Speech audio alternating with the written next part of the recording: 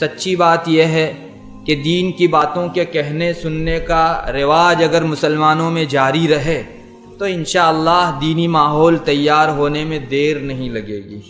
رسول اللہ صلی اللہ علیہ وسلم کی مجلسوں میں حضرات صحابہ اپنا اپنا وقت فارغ کر کے آتے، دین کی باتیں کہی جاتی، حضرات صحابہ سنتے۔ اس کہنے سننے سے ایسا پاکیزہ ماحول تیار ہوا کہ جن کے تقدس کی قسم کھائی جا سکتی ہے۔ حضرات صحابہ کے زمانے کی پاکیزگی کو کوئی نہیں پہنچ سکتا۔ اللہ تعالیٰ نے ان کے دلوں کے اندرون تک ایسا ایمان اتار دیا تھا کہ جس کی شہادت خود قرآن کریم میں اللہ تعالیٰ نے دی۔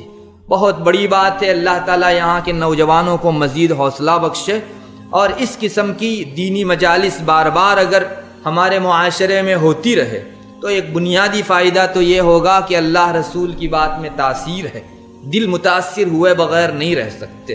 اور دوسری بات یہ ہے کہ جس جگہ دینی مجلس قائم ہوتی ہے اللہ تعالیٰ کی طرف سے سکون اترتا ہے، چھاتا ہے، اور پوری بستی کو محیط ہو جاتا ہے۔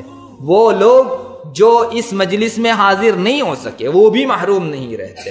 اس لیے اس قسم کی مجلسوں کا انعقاد اپنی ضرورت سمجھ کر کرنا چاہیے۔